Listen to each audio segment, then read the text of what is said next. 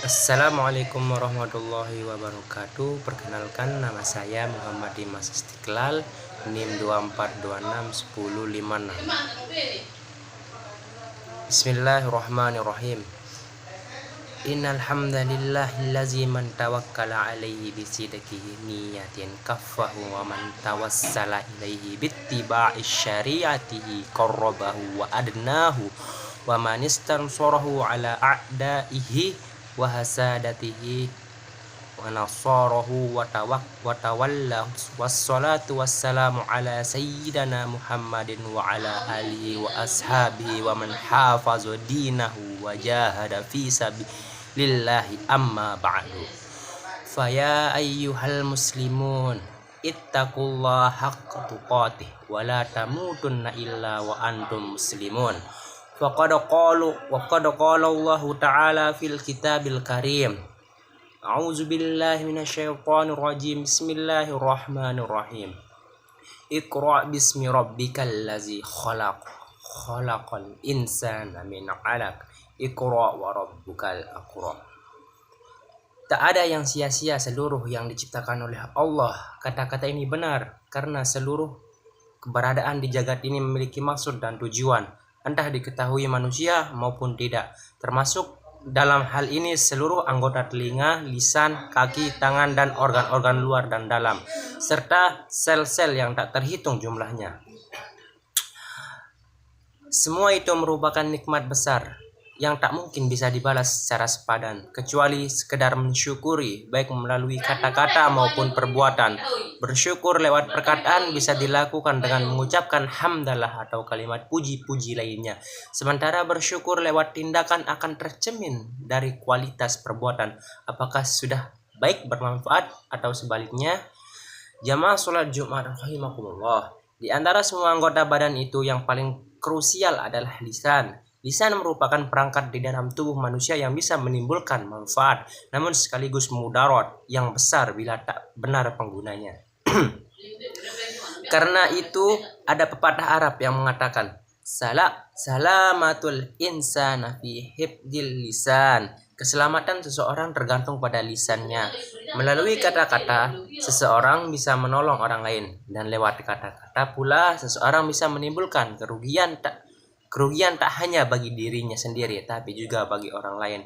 Karena saking krusialnya, Islam bahkan hanya memberi dua pilihan terkait fungsi lisan, untuk berkata yang baik atau diam saja. Seperti bunyi hadis riwayat Imam Al-Bukhari, "Wa man kana yu'minu billahi wal yaumil akhir falyakul khairan aw liyasmut." Artinya, siapa yang beriman kepada Allah dan hari akhir, hendaklah dia berkata yang baik atau diam.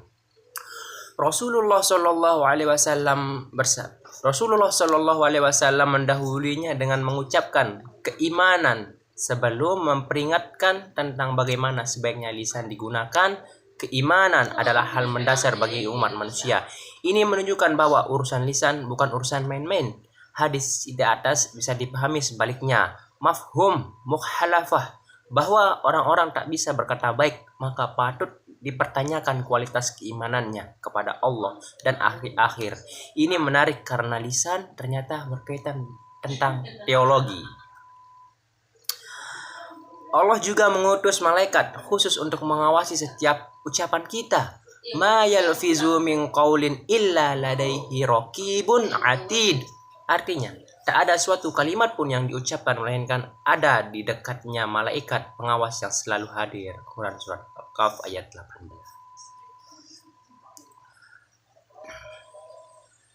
Banyak hal kotor yang dapat muncul dari lisan, seperti gibah atau membicarakan keburukan orang lain. Gibah mungkin bagi sebagian orang asik, sebagian kembang obrolan, namun ia mempertaruhkan reputasi orang lain, memupuk kebencian serta merusak kepercayaan dan kehormatan orang lain. Contoh lain adalah fitnah, yakni sengaja menebar berita yang tak benar dengan maksud merugikan pihak yang difitnah. Fitnah umumnya berujung adu domba hingga pertengkaran, bahkan pembunuhan. Sifat ini sangat dibenci Islam.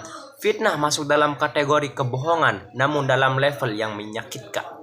Inilah relevan manusia dikaruniai akal sehat agar ia berpikir terhadap setiap yang ia lakukan atau ucapkan. Berpikir tentang nilai kebaikan dalam kata-kata yang akan kita ucapkan, juga dampak yang bakal timbul setelah ucapan itu dilontarkan. Ini penting dicatat, supaya kesalahan tak berlipat ganda karena lisan manusia yang tak terjaga.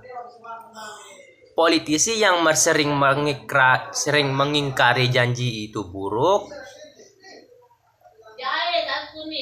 tapi akan lebih buruk lagi bila ia juga tak pandai menjaga lisannya. Pejabat yang gemar berbohong namun akan lebih buruk lagi bila ia juga pintar berbicara, dan seterusnya. Rasulullah Shallallahu Alaihi Wasallam bersabda, Inna akhwafa ma akhafu alaikum ba'di kullu munafikin alimul lisan.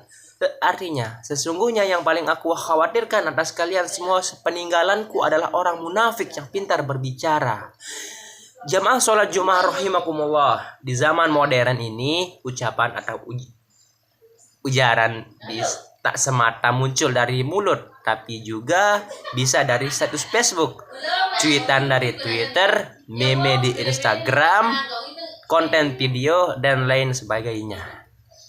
Media sosial juga menjadi ajang ramai-ramai berbuat gibah, fitnah, tebar kebohongan, provokasi kebencian, bahkan sampai ancaman fisik yang membahayakan. Makna lisan pun meluas, mencakup pula perangkat-perangkat di dunia maya yang secara nyata juga mewakili lisan kita. Mulai dari adu domba, tercorengnya martabat orang lain, sampai bisa perang saudara. Karena itu, sekali lagi, ingatlah bahwa Allah mengutus malaikat khusus untuk mengawasi ucapan kita, baik hasil lisan kita maupun ketika jari-jari kita di media sosial.